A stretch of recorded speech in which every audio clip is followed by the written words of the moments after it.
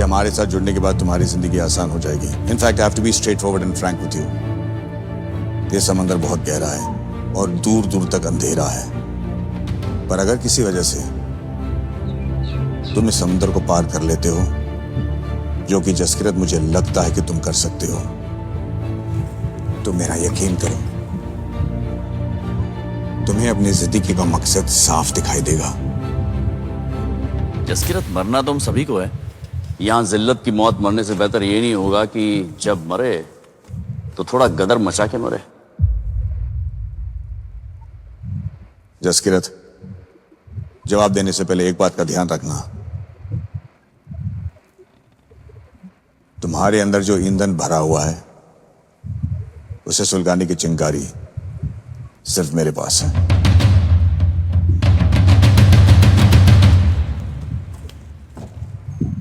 घायल हो इसीलिए घातक हो।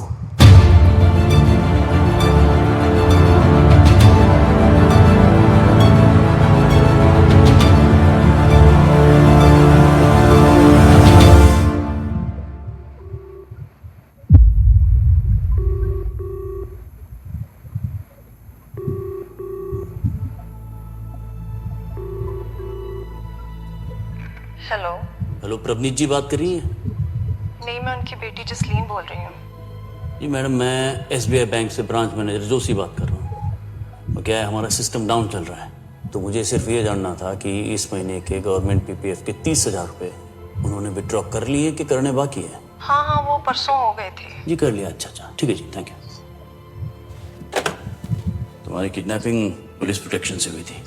उसका बहाना बनाकर इंडियन गवर्नमेंट हर महीने तुम्हारी माँ को 30,000 रुपया एज कॉम्पेंसेशन उनके एसबीआई अकाउंट में ट्रांसफर कर रही है। ये कॉम्पेंसेशन उन्हें एज पीपीएफ अगले 36 साल तक मिलेगा। कोई शक या सवाल? कराची में तुम्हारे हैंडलर्स के ऊपर एक कोऑर्डिनेटर होगा जिसको सारे हैंडलर्स और एसेट्स के बारे में पूरी जानकारी होगी। तुम शायद उस आदमी से कभी मिलोगे भी नहीं, but if you are ever in the soup he will take care of you. सब इट्स टाइम। काबुल फ्लाइट का वक्त हो गया है। हमारे पेशे में सबसे घातक औजार है नजर और सब्र। दोनों की धार हमेशा तेज रखना।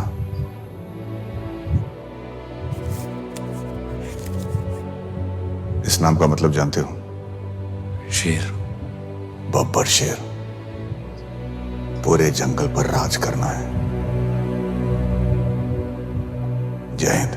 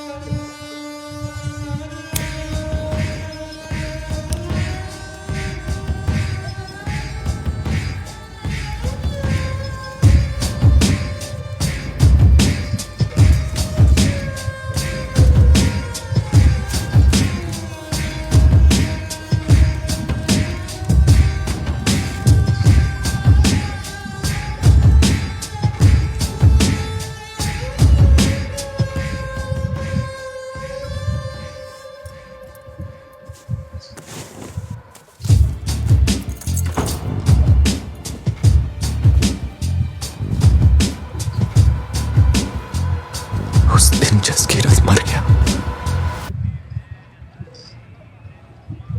और रहमान को मार के ऐसे लग रहा है कि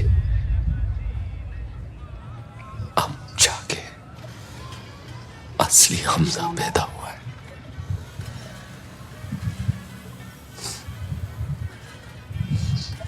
जब मैं हिंदुस्तान छोड़कर आया था मुझे लगा था कि कुछ साल यहां पर काम करूंगा और किसी ना किसी तरह वापस घर जाने का मौका ढूंढ लूंगा। और अब मेरे अंदर वो जज्बात नहीं रहे, खत्म हो गए।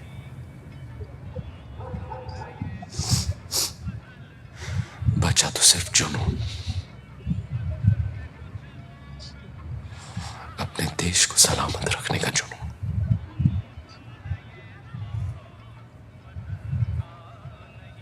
और उसके लिए अगर मुझे सारी जिंदगी इन भेड़ियों की खाल पहनकर इनके पीछे रहना पड़े तो मुझे मंजूर है।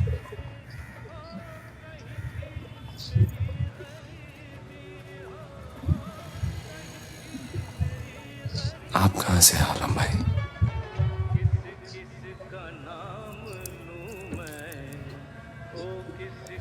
आज तेरा दिन था, किस दिन जब दिल भर आएगा तो बताऊंगा।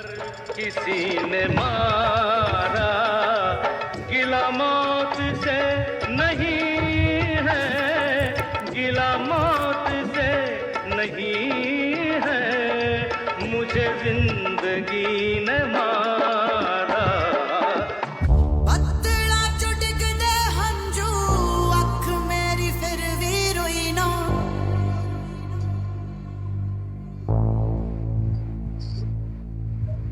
पतला चुटक दे हंजू अख मेरी फिर भी रोई ना। ऐसी प्रीत लाले रब्बा जैसी होर कदे होई ना। तेरे जान तो मैं बाद एक दिन सोई ना। पूरा शहर बेगाना इत्थे मेरा कोई ना। फिर प्रीत किसे दे नाल कदे होई ना। ज़माना ज़ालिम तां वी रोई ना। सारे रंग वेख ले हुण कोई डर नहीं। जांदी रहू आशिकी है कदे ना मरनी। चाहे करदी रवां मिलना वे करनी। कोई ना इत्थे दिल दियां दसदा। सानू सारियां विसर गईयां रावां वे, केड़े पासे जाइए सजना।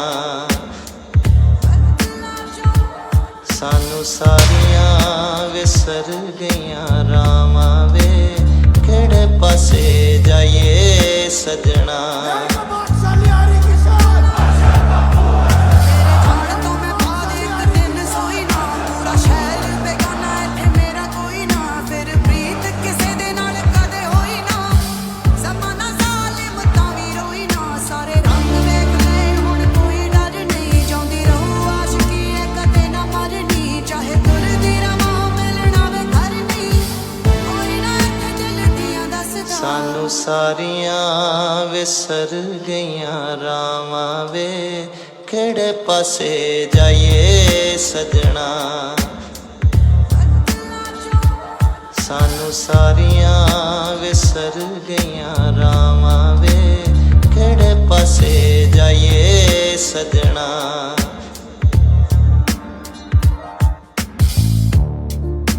ਉਹ ਮਰ ਗਿਆ ਤੇ ਇਹ ਆਂਦਾ ਹੁੰਦਾ ਹੈ ਬਾਦਸ਼ਾਹ।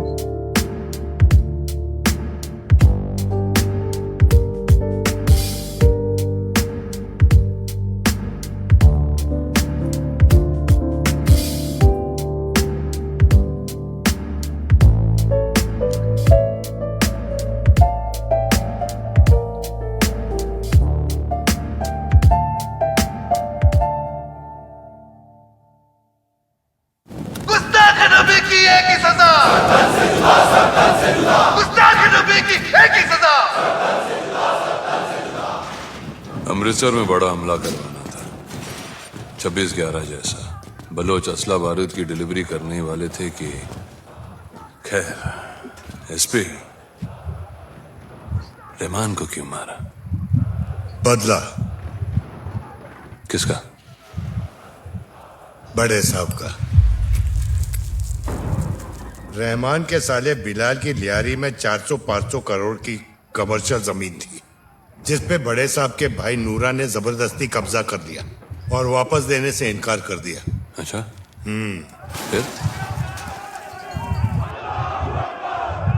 फिर रहमान ने बड़े साहब को फोन किया, बोला कि नूरा को बोलो वो जमीन छोड़ दे। बड़े साहब ने कहा ये नूरा और बिलाल का आपसी मसला है, तू बीच में लड़ क्यों फंसा रहा है? हाँ? बड़े साहब तो मजाक कर रहे थे, लेकिन ये लंड फंसाने वाली बात है ना, ये रहमान को लग गई। फिर क्या था, बलोचों ने नूरा को दिन दहाड़े गुल प्लाजा से अगवा कर लिया और बड़े साहब को फोन कर दिया। बड़े साहब सहम गए, मिन्नत करी, माफी मांगी, पर ये भोसड़ी वाला रहमान कहाँ मानता। उसने कहा बड़े साहब बहुत देर हो चुकी है, और फोन पे नूरा के चेहरे पे 9 गोलियां मार दी। कहते हैं नूरा की लाश बलोचों ने उसी जमीन में दफनाई जो वो हड़प करके बैठा था। मगर रहमान के बाद लियारी के तख्त पर उजैरी बैठेगा और वो लियारी की पूरी आग लेके तेरे भी जाएगा इस पे। इसकी फिक्र मत कीजिए मेजर साहब। एसपी असलम वो जिन है जो कयामत के बाद भी एलटीएफ की गाड़ी में कश मारता हुआ मिलेगा।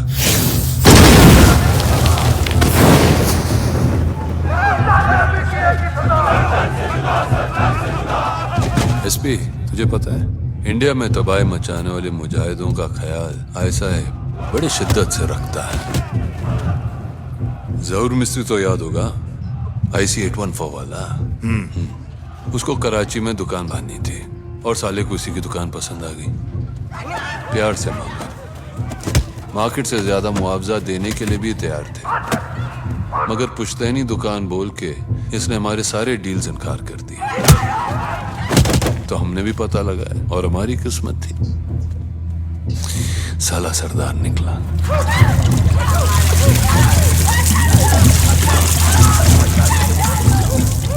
बस चंद घंटों में अफवाह फैला दी कि काफिर ने कुरान जला के बेअद भी कर दी है, ब्लास्फेमी का थप्पा लगा दिया।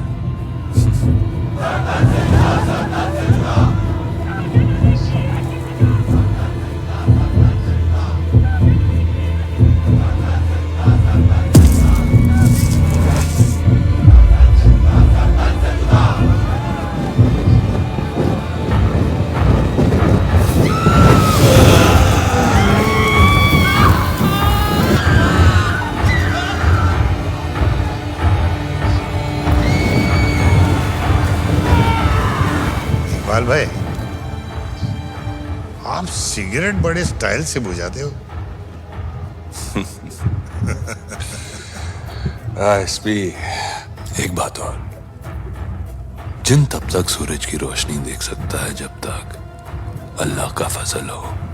अब रहमान के साथ जो किया सो किया, आगे जाके यह हतूत फतूत शहतूत जैसी हरकतें ना करें बिना हमारी मंजूरी के। ऐसे दोबारा नहीं होना चाहिए।